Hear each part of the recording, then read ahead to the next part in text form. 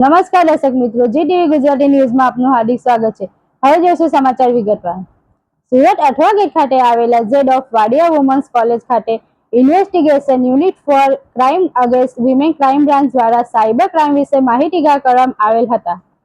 તારીખ 2 ઓગસ્ટ 2025ના રોજ વિદ્યા મંદિર સોસાયટી સંચાલિત ZF Wadia women's college and NK Jhota college of કોમર્સના સાયબર સેલ દ્વારા સાયબર ક્રાઇમ અવેરનેસ પ્રોગ્રામનું આયોજન કરવામાં આવ્યું હતું। આ કાર્યક્રમની શરૂઆત પહેલાં શ્રી જીટીવી ગુજરાતીના એડિટર શ્રી દીપભાઈ મહેતાનું પણ સન્માન કરવામાં આવ્યું હતું। આ સાથે આ કાર્યક્રમમાં સુરત ક્રાઇમ બ્રાન્ચમાંથી વૈશાલીબેન દેવરે, સુરત ડિસ્ટ્રિક્ટ કોર્ટમાંથી શ્રદ્ધાબેન શાહ, આશ્રમમાંથી ટીમમાંથી દક્ષાબેન બારિયા, નિશાબેન વલવી, મહેશવી પરમાર, જેન્ડર સ્પેશિયાલિસ્ટ DHEW મહિલા અને બાળ અધિકારી શ્રીની કચેરી સુરતથી ઉપસ્થિત રહ્યા હતા। પોતાની શાખાનું જ્ઞાન પણ તેમણે પીરસ્યું હતું।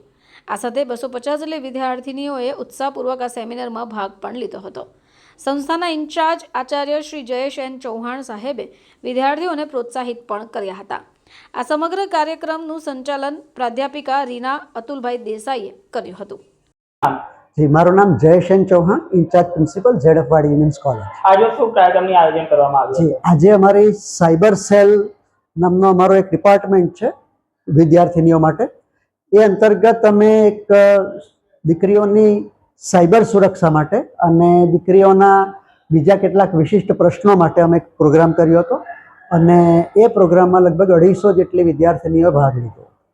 એ કાર્યક્રમમાં શું શું સમજાવી પાડવામાં આવ્યું હતું? સૌથી પહેલાં તો સાયબર સેલના વૈશાલીબેન દેવરે જેમણે દીકરીઓને જુદા જુદા પ્રકારના ફ્રોડથી કેવી રીતે બચી શકાય તેની વાત કરી। આ અંતર્ગત કોર્ટના નિશાબેન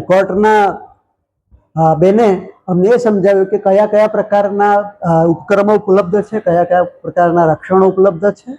અને બાળ વિકાસ વિભાગના મહેશભાઈ પરમારે એ બતાવ્યું કે દીકરીઓએ કઈ રીતે પગભર થવાનું છે અને એમને કયા કયા પ્રકારની યોજનાઓ ઉપલબ્ધ મળે છે। જી, મારું નામ દેવરે વૈશાલી, મહિલા ગુના નિવારણ શાખા, ક્રાઇમ બ્રાન્ચ સુરત। આજે શું કાર્યક્રમ યોજવામાં આવ્યો હતો? આજે અઠવા લાઇન્સ ખાતે વાડિયા વિમેન્સ કોલેજ હતી, ત્યાંથી રીના દેસાઈ કરીને મેમ હતા, એમનો કોલ આવેલો હતો કે મારી દીકરીને થોડુંક માર્ગદર્શન આપો અને તમારી પૂરી ટીમને લઈને અહીંયા આવો। શું માર્ગદર્શન આપવામાં આવ્યું? મારી સાથે હું મહિલા ગુના નિવારણ શાખા ક્રાઇમ બ્રાન્ચમાંથી જે બળાત્કારના કેસો થાય છે સોશિયલ મીડિયાના માધ્યમથી દીકરીઓ અને મહિલાઓ સાથે જે જાતીય સતામણી થાય છે એમના અનુસંધાનમાં મેં પ્રોગ્રામ રાખેલો હતો અને એના વિશે અમે માહિતી આપી।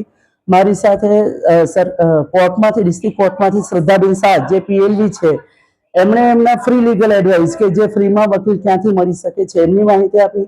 મારી જોડે મહિલા અને બાળ વિકાસના અધિકારીના જે કર્મચારી છે મહેશ પરમાર, એમણે એમના સરકારી સહાય જે દીકરીઓ માટે મળે છે એમના વિશે માહિતી આપી। અને મહિલા અભયમ જે 181 છે તો મહિલા અભયમની જે હેલ્પલાઇન નંબર છે એમના વિશે એમણે માહિતી આપી।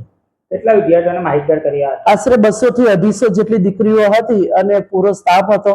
અને દીકરીઓને જે અમે જે અવેરનેસ કર્યો એના માટે એવું એટલી ધ્યાનથી સાંભળતા હતા અને એવું લાગ્યું છે કે ખરેખર આ દીકરીઓ અમે જે અમારી પૂરી ટીમ જે દીકરીઓને યોગ્ય માર્ગદર્શન આપ્યું છે એ લોકો ભવિષ્યમાં એનો સદુપયોગ કરશે અને સાથે સાથે બીજી દીકરીઓ સાથે કદાચ અન્યાય થાય તો એ લોકો અવાજ ઉઠાવશે એવું અમને લાગી રહ્યું છે।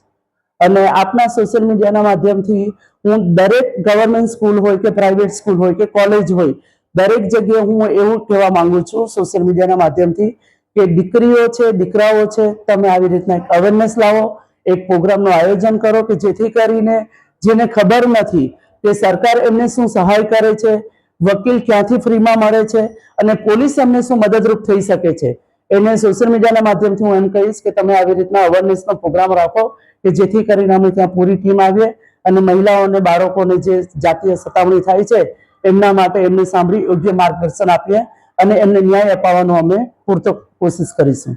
ધન્યવાદ।